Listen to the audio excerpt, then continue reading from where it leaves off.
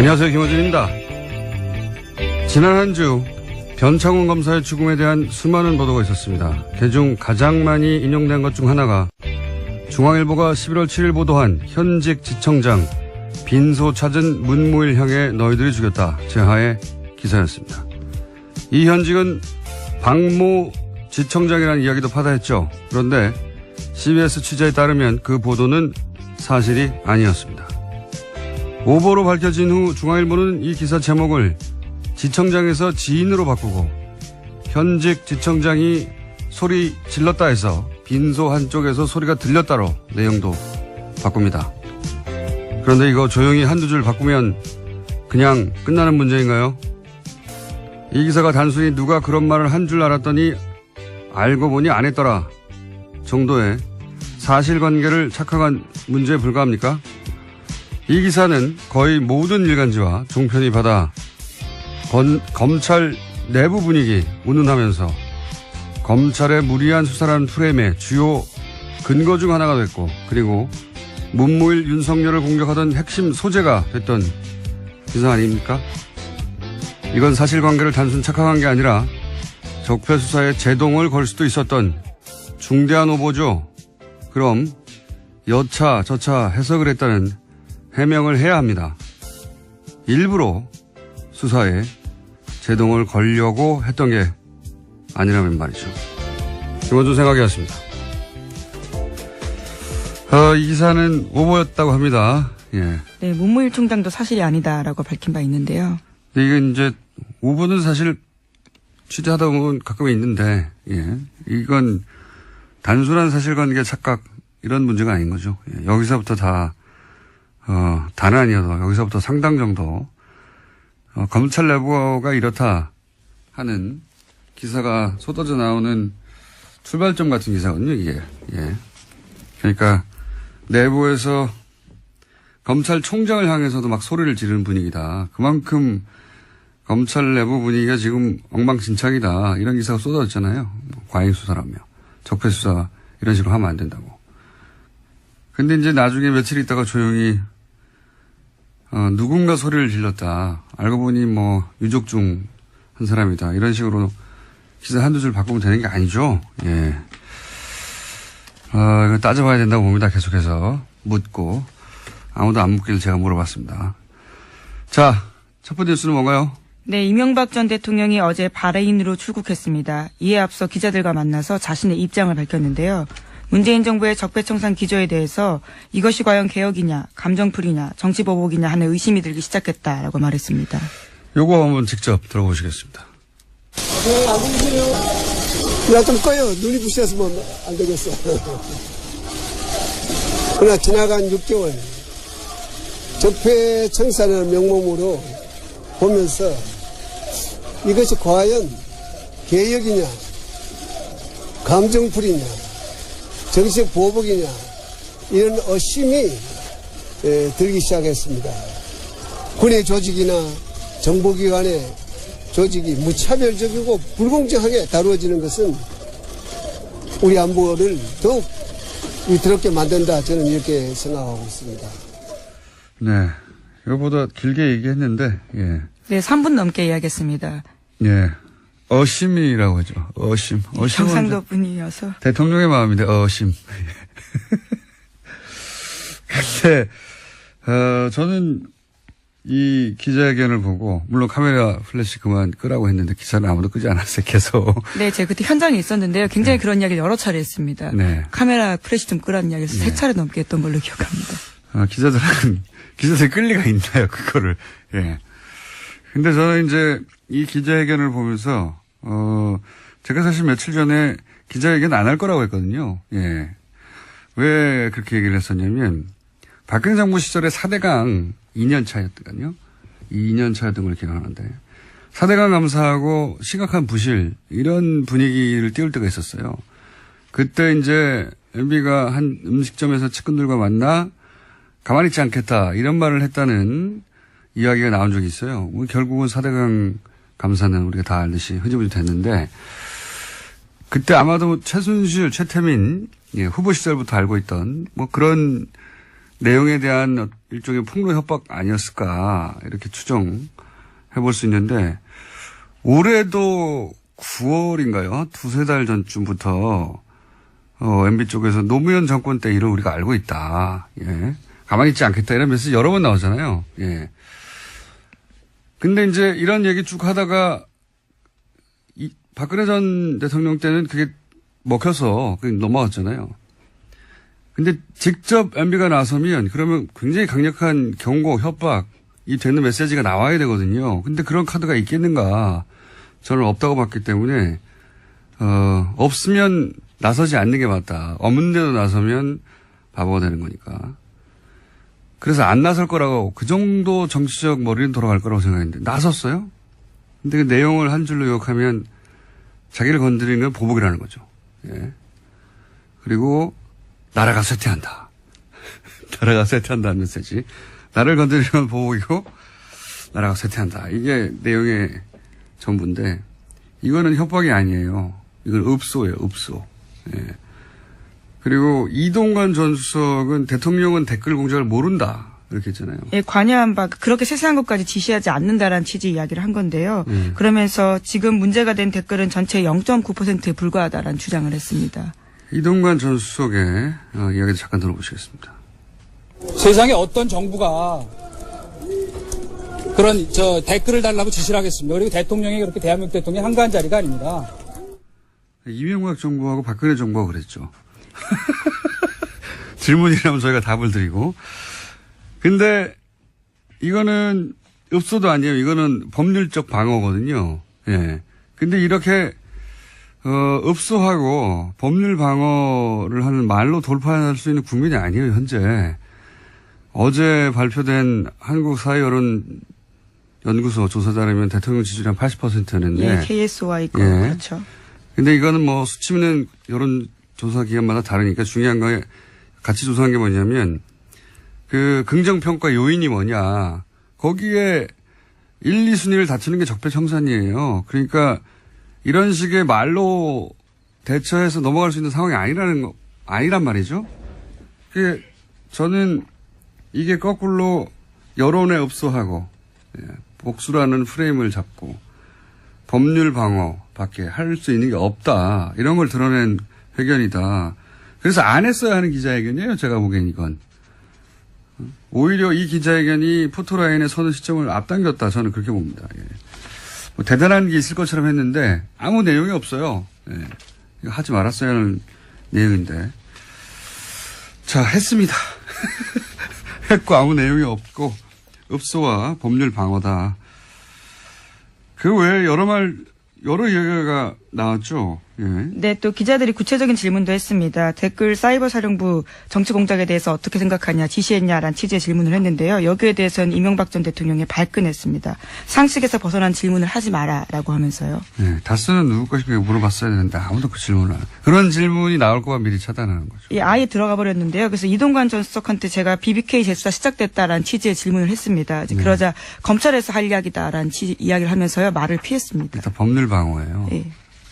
읍소와 법률 방어. 이런 메시지 정도를 왜 거기 굳이 나와서 했을까? 그 대통령이 직접 나온다는 거는 마지막이잖아요. 더 이상 나올 사람이 없지 않습니까? 뒤에. 그럼 뭔가 잊혀지지 않을 강력한 메시지나 협박이 나와야 되는데 없어요. 카드가 없다. 예. 카드가 없다. 이걸 왜 했지? 저는 그런 생각이 드는 기자회견이었습니다. 본인들의 말이 먹힐 거라고 생각한 것 같은데. 자, 그 외에 관련 기사들이 몇 가지 더 있더라고요. 내가 왜 댓글을 공작을 지시했겠냐. 박근혜 전 대통령을 내가 왜 돕겠냐. 네, 채널A 보도인데요. 출국 직전에 모여서 그러한 이야기들을 했다라고 합니다. 측근들과 함께요. 왜 돕느냐? 그러면 문재인 후보를 돕습니까? 문재인 후보가 당선되면은 2012년에 적폐청산이 시작됐겠죠. 예. 이 답변들도 되게 옹색해요. 자, 다음 뉴스는요. 네, 또 어제 SBS가 관련된 보도를 하나 더 했는데요. 군 사이버 사령부가 19대 총선 당시에 여론조사를 위한 단계별 대응을 준비했고 D-Day를 2012년 총선 당일로 잡았다라고 합니다. 이것은 사이버사 문건에 나타난 내용인데요. 검찰은 이명박 전 대통령이 2012년 총선에 개입한 것을 보고 판단하고 있습니다. 자, 군에서 하다 보니까, 예, 단계적 작전을 세웠네요. 그리고 나서 총선 당일날, 사이버 사령부의 댓글 공작이 피크에 오르도록 계획을 세웠다. 예, 그런 내용이 나온 것이고요. 이거 외에도 뭐, 댓글 공작에 관련된 건 너무 많이 나왔고, 김관진, 전 국방부 장관이 국방부 장관 시절에 있었던 얘기니까, 이명박 전 대통령이 시켜서 했다고 말도 해버렸죠. 예. 네, 지난주에 보도해드린 적이 있는데요. 관련해서 김관진 전 국방부 장관 같은 경우에는 지난 11일에 구속영장이 발부됐습니다. 법원은 정치관여 혐의가 소명되고 증거인멸의 우려가 있다라면서 영장 발부 사유를 설명했습니다. 알겠습니다. 쇠퇴했다. 기억에 굉장히 남는 표현이에요, 저는. 한나라가의 발전이 쇠퇴했다는 취지 이야기죠. 이렇게 하다가 쇠퇴한다고. 예. 쇠퇴하고파요.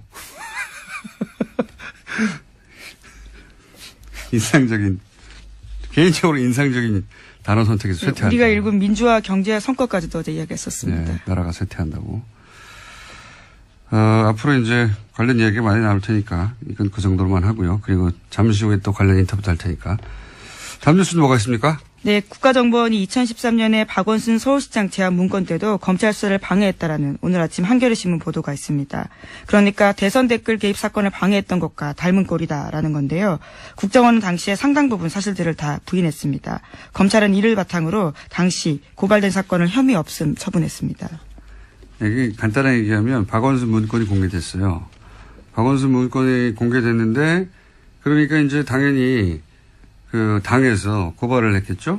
그랬더니 네, 민주당에서 고발했습니다. 예, 검찰이 국정원에 사실조회를 요청합니다. 이거 당신들 작성한 거 맞아요? 그랬더니 국정원이 우리 것도 아니고 내용도 사실도 다르다. 이렇게 거짓말을 하죠. 그랬더니 검찰이 그래요? 하고 각하시켜버립니다. 예, 혐의가 없다라고 했다는 건데요. 아니구나. 그리고 각하시켜버리는 거죠. 예. 이게 이제 4년입니까? 5년 지나고 나서 국정원이 작성했다는 게 드러난 거죠. 예. 국정원 관련 사건은 말이죠. 국정원은 증거인멸, 거짓 증언의 끝판왕, 대왕초예요. 예. 국정원 관련자들 수사는 저는 구속수사를 기본으로 해야 한다고 봅니다. 네, 그래서 최근에 검찰이 거짓 대응 시나리오를 담은 해당 보고서를 확보했다라고 합니다. 예. 어떻게 대응할 건지 국정원 내부 문건이 이번에 나온 건데. 근데 이제 이게 너무 웃기지 않습니까? 국정원이 지금 곤혹스러워 할 만한 문건이 나왔는데 그 문건 관련해서 고발이 있자 검찰이 국정원에 이거 당신들이 한 게 맞아? 라고 했더니 국정원이 아니야 했더니 그렇구나 하고 각하. 이런 식으로 돌아가고 있었다는 거죠. 예.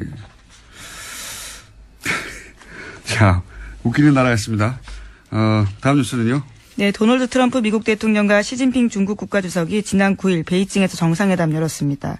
이후에 나온 미국 쪽 언론 발표문을 보면요. 대화를 통한 한반도 핵 문제 해결 노력이라는 문구가 있습니다. 북한과의 대화 필요성에 대해서 양국 정상이 일정 부분 공감대를 형성했다라는 풀이가 나옵니다. 이거 관련해서 사실 문재인 대통령이 시정연설을 했잖아요. 2주 전에. 그때 각 당 대표들하고 네, 그랬죠. 예, 만나가지고 중요한 얘기를 했었어요. 근데 중요한 얘기를 언론이 보도를 안 했는데 노회찬 의원이 지난주에 저희 방송에서 잠깐 이야기한 것 중에 하나가 뭐냐면 굉장히 중요한 메시지였거든요. 외교는 시간이 걸리는데 이제 중국과 사드 대타협 그리고 트럼프 방한 이 두 가지로 고비를 넘기게 될 것이라는 말을 미리 했어요. 실제로 그렇게 됐죠. 제가 보기에는 지난 6개월간 문재인 정부의 성과 중 가장 중요한 성과인 것 같은데, 예. 그 성과에 대해서 살짝 사실은 언지를 하고, 예. 시정연설에 얘기했는데, 우리 언론이 그걸 캐치를 못했어요. 예. 캐치를 못한 건지 안 한 건지 모르겠는데, 중요한 메시지가 있었고, 실제, 트럼프 방한과, 그리고, 시진핑과의 정상회담에서 이 이야기가 확인이 됐죠. 트럼프가 그 이후로 계속 대화 메시지를 내고 있어요. 예. 네, 또 자신의 트위터에는요. 김정은 위원장을 향해서 나는 김정은과 친구가 되려고 애쓰고 있다. 언젠가 그렇게 될지도 모른다라고도 썼습니다. 그러니까요. 네. 대화를 통한 한반도 핵 문제라는 언론 발표문이 중국과 정상회담 직후에 있었다는 거죠. 이것도 크게 보도 안 하고 있는데. 그 외에 사실은 거꾸로 보도한 것도 많아요. 예. 트럼프 떠나고 나서 트럼프 국회에서 한 연설을 가지고 무력 사용에 대한 경고가 있었다고 해석하는 우리나라 언론 보도도 많이 있었습니다. 어떻게든 무력 사용이 됐으면 좋겠나 봐요. 자, 그 외에, 그런데 이제, 이렇게 우리한테는 필요한 말을 하고 간 트럼프가, 예, 아페크에서 푸틴한테 러시아가 미 대선에 개입했냐고 물어봤더니, 푸틴이 안 했다고. 예, 또 그 말을 또 공개적으로 이야기해서요. 미국 정계에서 비판을 받고 있습니다. 엄청 욕먹고 있습니다. 왜냐하면 안 했다고만 말하면 될 텐데, 안 했다고 말한 다음에 자기를 수사하는 CIA, FBI 다 거짓말쟁이라고. 네, 그렇죠. 심지어 미국 정보당국자 이름을 거론하면서요. 다 거짓말쟁이고 폭로자였다는 것이 증명됐다라는 이야기까지 했습니다. 그러니까요. 러시아하고 이제 엮였다라는 얘기를 뭐 지금 계속 수사받고 있으니까요. 그래서 푸틴 대통령이 안 했다더라. 이거 검찰이 국정원에 물어보고, 예, 국정원 안 했다는데 하고 각하하는 거하고 비슷한 거예요. 근데 여기서 한 발 더 나가가지고 말하자면, 박원순 시장이 거짓말쟁이야 라고 검찰이 주장하는 것과 비슷한 정도죠. 예. CIA, 러시아 대통령이 아니래잖아. CIA, FBI 다 거짓말쟁이야. 정말 미국 정치인으로서는 당혹스러울 수밖에 없는 상황인데요. 심지어 성명도 냈습니다. 존 맥케인 미국 상원 군사위원장 같은 경우에는요. 트럼프 대통령이 오히려 KGB 출신 간부의 말을 믿느냐라고 했습니다. 예. 상상할 수 없는 발언인데 해가지고 요걸 아주 많이 드시고 계십니다. 자, 여기까지 하겠습니다. 시사인의 김은지였습니다. 감사합니다. 어제 공항에서의 이명박 전 대통령 메시지 한번 짚어보겠습니다. 더불어민주당 적폐청산위원장 박범계 최고위원 연결됐습니다. 안녕하십니까? 네, 안녕하세요. 네. 어제 공항 메시지 들으셨죠? 직접? 예, 들었습니다. 네. 간단하게 총평을 해주시면요. 글쎄, 이제 정치보복, 감정풀이, 자유한국당이 지난 몇 달 동안 일관되게 해왔던 얘기들하고 똑같은 그런 괴를 같이 하는 그런 얘기인데요. 전에 이명박 전 대통령은 그냥 퇴행적 시도라는 발언으로 대응을 하다가 이제는, 이제 정치보복으로 그 프레임에 이제 올라탄 건데 그만큼 절박해졌다. 본인을 겨루는 검찰의 칼끝이 턱 밑까지 왔다라는 것을 인정하는 그런 상황이 아닌가 하는 생각이 듭니다. 이건 어떻습니까? 이동관 전 홍보수석은 이렇게 얘기했어요. 전체 댓글 가운데 0.9%인데 법원은 절반만 받아들였기 때문에 0.45%의 문제에 불과하다. 예. 이렇게 주장했는데, 예. 예, 그 당시 아마 전체 댓글에 한 7,100건 정도. 예. 그것을 이제 국방부 이제 그렇게 조사를 해가지고 이제 기소를 한 건데요. 0.45%가 인정됐다는 거는 실제로 프로테이지는 좀 다른 것 같고, 그렇게 했더라도 이태하 심의전단장인데 실형 1년 6월이 나왔습니다. 네. 근데 그 뒤에 밝혀진 그 추가 수사 내용을 보면 정치 댓글로 보여지는 것은 훨씬 더 많습니다. 그러니까 제가 보기에는 이동관 전 수석이 얘기한 건 오히려 자승자박이 될 가능성이 높다. 그만큼 법원이 위중하게 보고 있습니다. 훨씬 더 광범위한 걸로 알고 있어요. 그렇군요. 0.45%도 사실은 압수수색을 알려줘서 자료를 폐기한 이후에 된 것이라는 게 최근에 밝혀졌고. 예. 그렇게 0.45라 하더라도 1년 6개월 실형이 나왔었다는 말씀이신 거죠? 예. 그렇습니다. 그 하급자거든요. 심의전단장. 국정원으로 똑같은 그 포메이션을 옮겨보면 일종의 국정원 심의전단장은 원세훈보다 훨씬 경한 가벼운 처벌을 받았으니까 그러니까 별로 좋은 비교가 안 됩니다. 예. 알겠습니다. 자, 그런데 이번에 이제 김관진 전 국방부 장관이 이 사이버 사령부의 댓글 활동을 대통령에게 보고를 하고 지시도 받았다. 이런 진술을 했습니다. 그렇습니다. 예. 그런데 지금 그 소장에는 이 부분 구속영장에는 이 부분은 포함되지 않았다고 해요. 그게 이유가 뭘까요? 이명박. 예. 이명박 전 대통령이 포함되지 않았다고 하는데. 그래서 검찰 입장에서는 패를 지금 소환 계획이나 소환 일정이 잡혀지지도 않았는데 패를 뭐 이렇게 빨리 일찍 보여줄 필요가 없을 것으로 보여지고요. 현재 그 김관진 전 장관이 아마 검찰에 들어가서 본인의 범행을 부인하지 않았겠습니까? 예. 그런데 그 지금 김관진 장관의 그 뭐 지시를 받았다, 보고했다 이런 진술이 나올 수밖에 없는 상황. 즉 가장 중요한 두 가지 문건이 있는데요. 그것은 지난 2012년 총선 직전 3월 10일, 12일 그 두 날에 걸쳐서 작성된 사이버 사령부 관련 BH 협조 회의 결과라는 예. 이런 문건이 하나 있고요. 예. 또 하나는 그 총력 대응 작전 체제 전환. 예.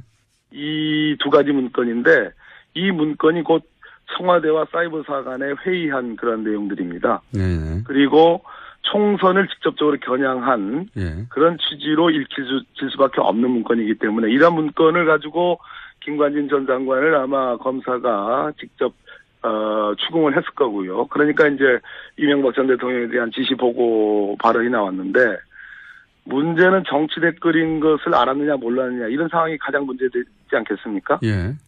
그런데 어제 뭐 이동관 전 수석은 정치 댓글 아까 좀 지적하신 것처럼 몰랐다 혹은 별거 아니다 아주 극소수에 불과하게 주장을 하고 있지만 대통령은 지시하지 않았다는 말도 했습니다. 예. 그렇습니다. 대통령이 그렇게 한가한 사람이 아니라고. 예.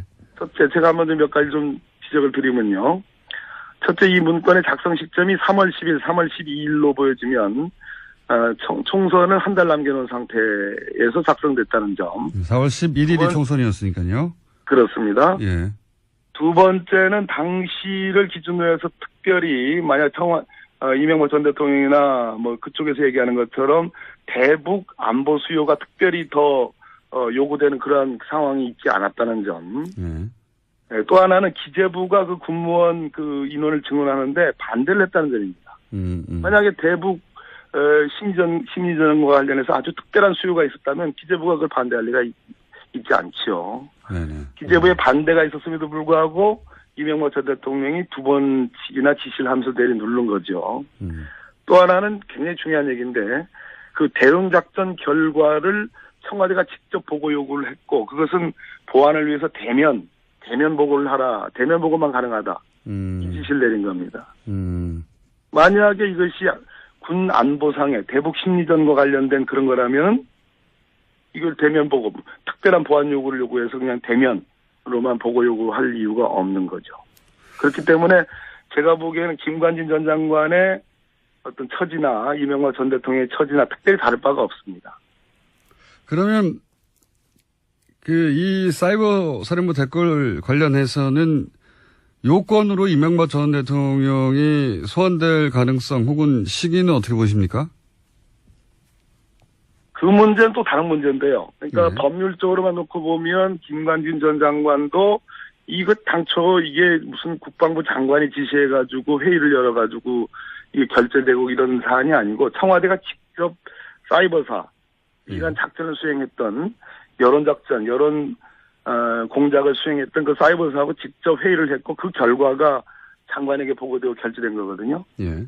근데 그 장관이 지금 서울중앙지법에 의해서 영장이 발부돼서 구속이 됐단 말입니다. 예. 그렇다면 김관진 전 장관은 오히려 사이드에 해당하고요.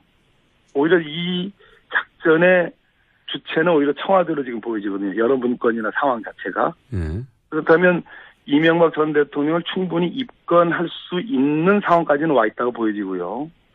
지금 질문하신 것처럼 그럼 도대체 언제냐? 예. 그 문제는 조금 다른 문제로 보여집니다. 다른 문제라는 거는 전직 대통령인 여러 가지 만큼 여러 가지 고려를 좀 해야 되는 그런 상황이 아닌가. 그건 제가 좀 언급하기는 좀 알겠습니다. 그러니까 보입니다. 네. 거꾸로 시기의 문제일 뿐이다. 이미 증거나 정황은 네. 충분히 쌓여 있을 것이다 이렇게 보시는 거군요. 시기는 지금 단정해서 말할 수는 없고. 네. 영장을 짜게 보는 중앙지법이 김관진 장관에 대한 영장을 발부했다. 대단히 중요한 대목이라고 생각합니다. 이건 어떻습니까? 관련된 이야기인데 네. 저도 개인적으로 굉장히 관심 많은 사건인데 2014년 6월에 이 사이버 사령부 댓글 작업에 참여했던 군무원이 양심 선언, 예, 본인이 양심 선언을 할 것이란 얘기를 주변에 했다가, 네네. 보름 뒤에 석연차는 교통사고로 사망한 사건, 저희도 몇 번 언급했었는데, 이 사건에 대해서 알고 계시죠? 제가 문제 제기를 했죠. 네. 고 김석중 씨라는 군무원이신데요. 네. 이분은 때마침 그 증거인멸을 위해서 다 그 컴퓨터를 지울 때, 네.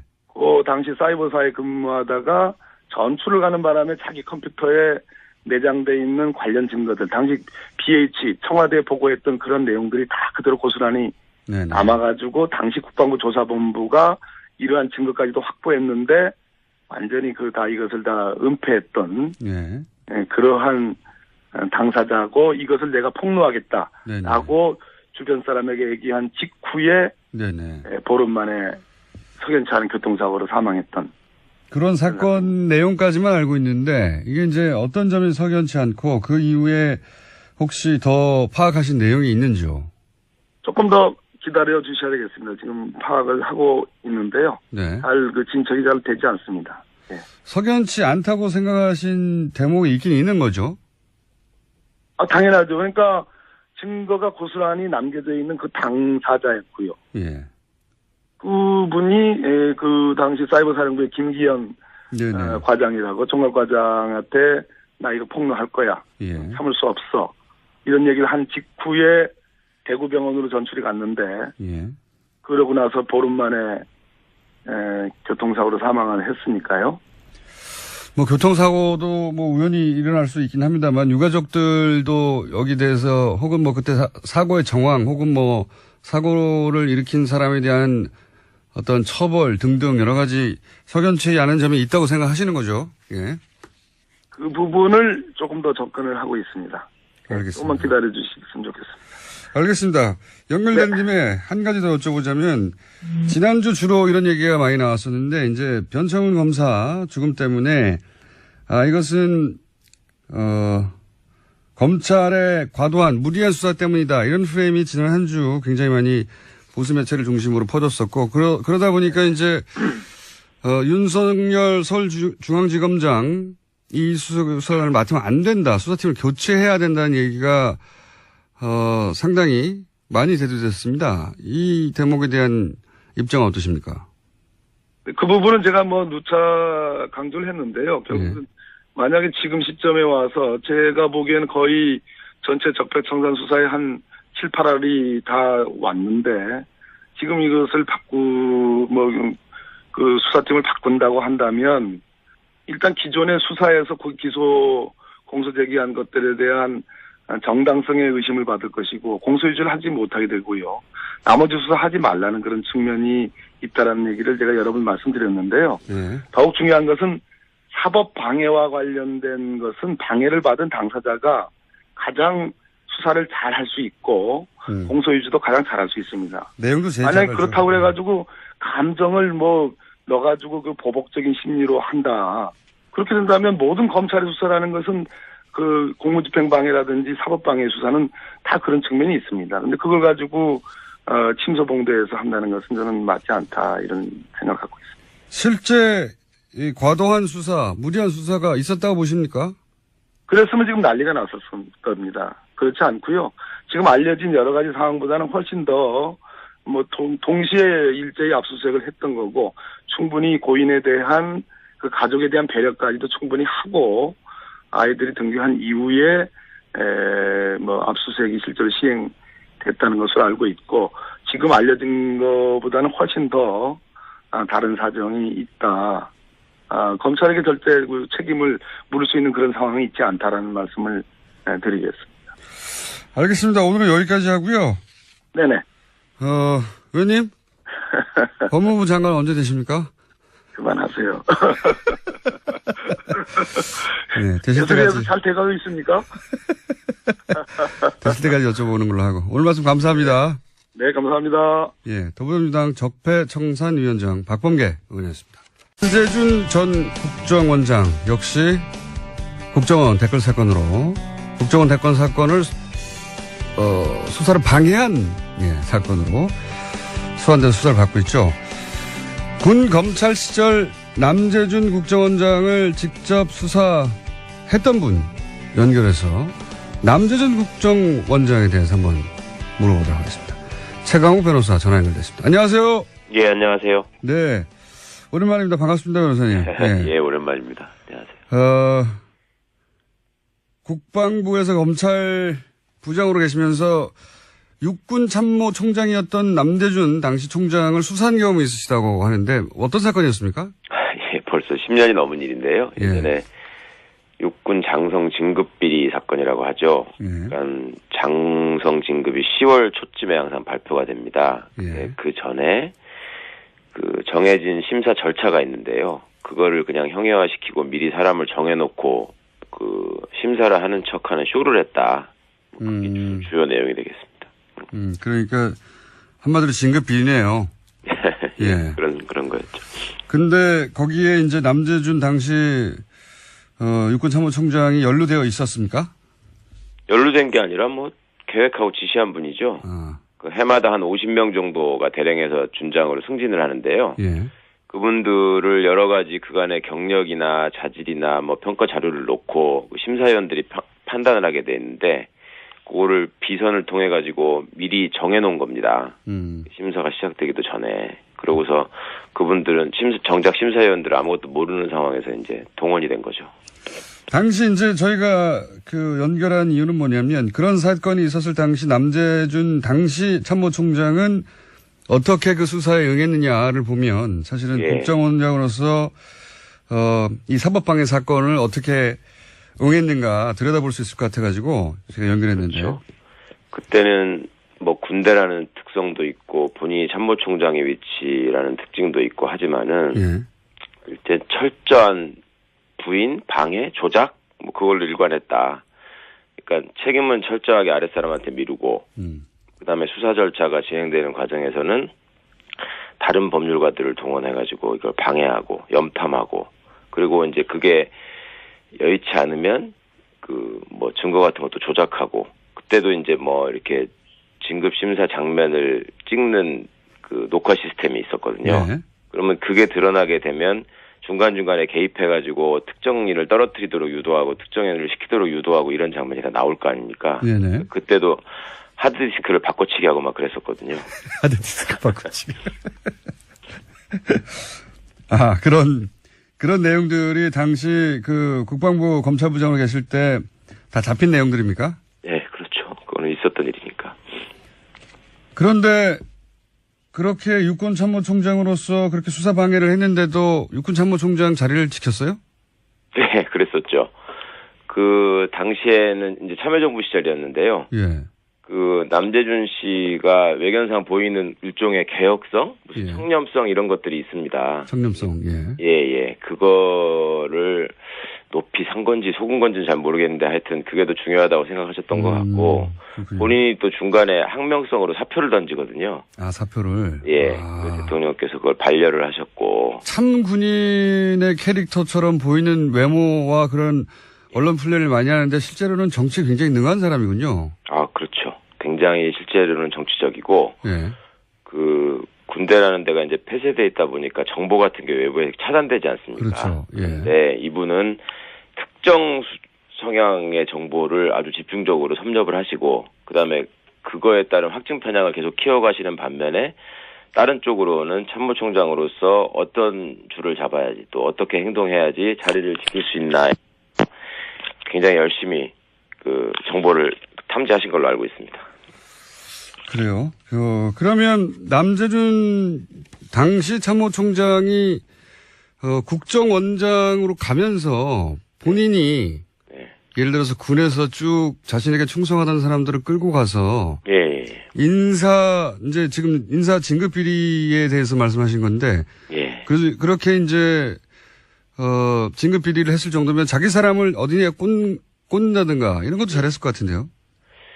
그렇죠. 거기서 뭔가 본인이 생각하는 바를 은밀하게 실행을 하려면 신복들이 필요한 거 아니겠습니까? 예. 그러니까 군에서도 그런 사람들이 있었고 제가 정말 놀랬던 게 나중에 국정원장이 되셨다고 하고 예. 그 뒤에 지금 이제 7인회라고 밝혀졌지만 말입니다. 예. 그 나오는 명단을 보면서 야, 이 옛날 멤버가 그대로 따라갔네 한 거를 확인을 했고 아하. 거기 또 고명현이라는 분이 계시는데요. 고명현, 예. 네, 국정원장이 국방보좌관이라는 자리에 있었는데 예. 대령으로 이제 전역하게 예정돼 있었던 사람입니다. 네. 동기들은 이미 3스타를 달고 있었고. 아, 그렇군요. 그런데 국정원에 가가지고 갑자기 느닷없이 장군으로 진급을 하죠. 대령 동기가 그 쓰리스타면 한 최소한 6, 7년 이상 진급에서 누락된 거 아닙니까? 예, 그때 뭐 군대에서 8차 진급이냐 9차 진급이냐 뭐 이런 걸 헤아리면서 세상에 이런 일이 다 있구나 하는 얘기들이 많이 군인들한테 돌았어요. 보통 이렇게 되면 대령을 못 받지 않습니까? 아, 그럼요. 다 끝나는 거라고 진즉에 한 3번 정도 기회가 있거든요. 예. 그러니까 이제 그렇게 대령으로 전역하는 거라고 한 5년 전부터 이미 알려져 있었던 사람을 갑자기 준장으로 진급을 시킨 겁니다. 국정원에 데리고 가서.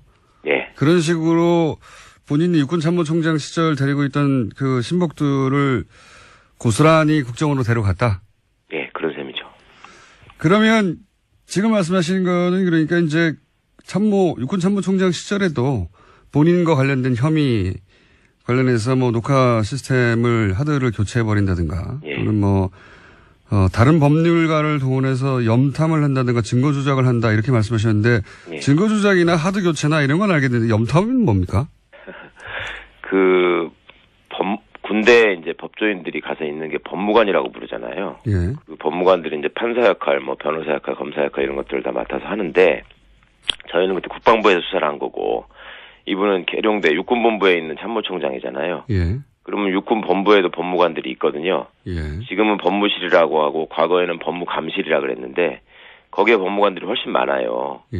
그러면 그분들을 모아놓고 압수수색을 받았을 때 대처 방안, 그 다음에 압수수색을 방해하려면 어떻게 하나, 압수수색을 당한 다음에는 어떻게 해야 되는가, 그 다음에 수사를 받으러 가는 사람들은 무슨 진술을 해야 하는가, 뭐 이런 것들을 연일 회의를 해가지고 학습시키고 또 뭐 자기가 지시하고 또 이런 식으로 유도하라고 또 만들고 뭐 그런 일을 했던 거죠. 아, 그러면은 이게 국정원에서 파견 검사들더러 압수수색을 방해하기 위해서 가짜 사무실을 만들려고 하는 것도 그 이전에 본인이 육군참모총장 시절에 겪었던 노하우를 가지고 적용한 거라고 볼 수도 있겠네요. 그렇죠. 그 노하우라는 말씀이 정말 적절하신데요. 제가 그 가짜 사무실은 상당히 창의적이에요. 이번에 처음. 굉장히 창의적이죠. 예. 예, 한 건데 과거에는 이분이 사실 법을 잘 모르고 법과 무관한 삶을 살았거든요. 그 군대라는 데가 상급자가 어떤 명령을 내리고 무슨 생각을 갖고 있느냐를 따져서 거기에 맞추는 데 익숙한 데지. 예. 법을 따져가지고 이거는 이렇게 하면 안 돼 이런 데가 아니거든요. 예.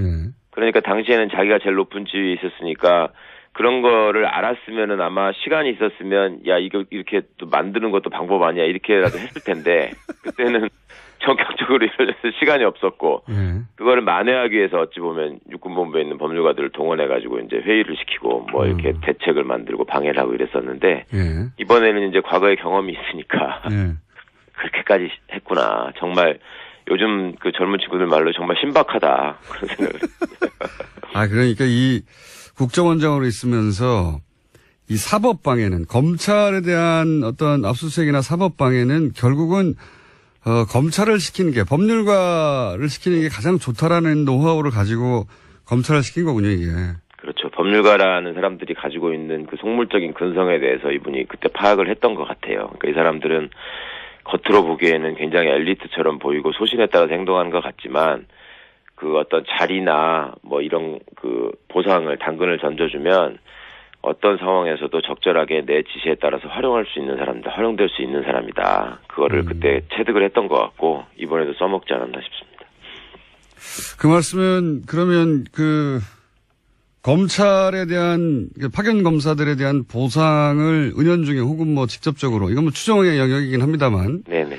그런 이야기가 있었을 법하다 이런 말씀이잖아요. 그 신뢰를 보여줬잖아요. 아까 말씀드린 그 고명현 씨 같은 분은 예. 거기 가서 장군으로 진급할 거라고 아무도 생각을 못했고 또 국정원장이 무슨 장성 인사에 개입해가지고 진급시키고 하는 자리도 아니에요. 그렇죠. 네. 그런데 역사상 없는 일이 생겼단 말입니다. 거기서. 유일한 사례입니까 이게? 유일하죠.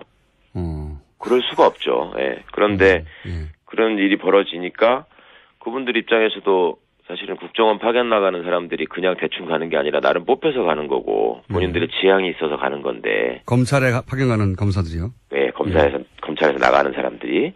그럼 그 사람들도 이분이 어떤 정도의 능력과 어떤 캐릭터를 갖고 있는지 다 파악하고 가서 일하는 거 아닙니까? 그런데 실제로 이제 그런 걸 제시했을 것 같고 나중에 또 인사가 이루어진 결과를 보면 이번에 관련된 그 세 분 다 아주 좋은 자리로 갔죠. 그렇습니까? 저희가 검찰 내 좋은 자리인지를 모르니까. 장호중 씨는 검사장으로 승진을 했고요. 네, 그렇죠. 그게 그 동기들 중에서 별로 그렇게 선두자라고 솔직히 지목되지 않았던 분이거든요. 그런데 승진을 했고 안타깝게 떠난 변창훈 씨 같은 경우에는 공안기획관까지 됐고요. 그거는 이제 공안검사들이 제일 가고 싶어하는 자리죠. 아, 그렇군요. 검사장 직전 자리로. 그 다음에 그 이재영 검사죠. 예. 거기는 최초로 네덜란드에 파견 나가는 검사가 되죠. 그 전에는 그런 자리가 없었는데. 네덜란드에 원래 검찰에 파견 나가기도 하나요? 안 그러고 그 이재영 검사가 만들었다니까요. 그 사람을 위해서 만들었는지 생기니까 얼른 차지했는지는 모르겠는데 처음 간 겁니다. 예. 아, 그게 최초입니까? 네덜란드에 뭐 하러 가겠습니까? 아, 그 파견 검사들 그런 생각도 했겠습니다. 말씀대로면 국정원장이 안 되는 대령을 스테로도 만들 정도의 힘을 가지고 확실하게 보상해 준다. 예. 그러니 우리도 이 수사방의 이름 창기적인 신박한 가짜 사무실 방식으로 확실하게 NLL이 아니죠. 댓글 수사 관련해서 성과를 내면 보상이 있을 것이다라는 은연중에 혹은 뭐 직접적인 언질을 생각하시는 거죠? 예, 저는 그런 게 있었을 거라고 추측합니다. 그렇군요. 이제 일반적으로는 검찰이 자기 친정을 국정원에 파견 가가지고 이렇게 방해할 수가 있겠는가. 예. 그거는 전후 사장 잘 모르고 국정원이 시키니까 어쩔 수 없이 했다. 네. 이렇게 이제 검찰도 당했다라고 주장하는 검찰 출신 의원분들이나 그런 얘기도 있지 않습니까? 예. 근데 좀 다르게 보시는 거네요. 변호사님은. 그게 저는 도대체 그렇게 말씀하시면 안 된다고 생각합니다. 그러니까 전에 국정원 간첩 조작 사건이 있었을 때도 국정원이 해온 대로 우리는 했을 뿐이지 뭐 잘못한 게 없다 이런 식으로 하면서 넘어갔잖아요. 대충 가볍게 처벌하고. 그러니까 이거는 그렇게 말을 하려면 어디 가서 검사가 공익의 대표자라고 이렇게 항상 주장하면서 그 불만을 가진 쪽에서 볼 때는 나대는 현상이 있거든요. 그걸 하지 말아야죠. 공익의 대표자라는 사람들이 그러면 어떤 기관에 가서 어떤 사람이 오느냐에 따라서 그 사람이 어느 정도의 힘을 가지느냐에 따라서 고 시키는 대로 하고 심지어 검찰의 수사까지 방해하고 이런 일을 할 수 있겠습니까? 그러니까 공익의 대표자가 아니든지 아니면은 어디 가가지고 있으면서 그 조직의 논리와 특성에 적응하느라고 최대한의 능력을 발휘했기 때문에 어쩔 수 없이 그렇게 하는 거다라고 하든지 그렇게 얘기하는 게 솔직하지. 무슨 우리는 원래 해야 될 일을 했고 뭐 시키는 사람이 잘못일 뿐이지 우리는 성실하게 일했을 뿐이라고 말한다라고 하는 건 공직자로서 기본이 안 돼 있는 얘기라고 생각하고요. 그런 얘기로 그걸 변명해 줄 수는 없는 일이죠. 이거 국방부 검찰부장 출신이시라서 그런 건지 아니면 검찰 내부에 아시는 분들이 많아서 그런지 검찰 사정을 아주 잘 아시는데 혹시 이 변 검사 사망 사건을 위해서 검찰 내부에서 문무일 윤석열에 대한 원망이 크고 과도한 수술하는 분위기가 많다는 보수 매체 보도가 많았었는데 실제로 아시기는 어떻습니까? 검찰 내부 분위기가.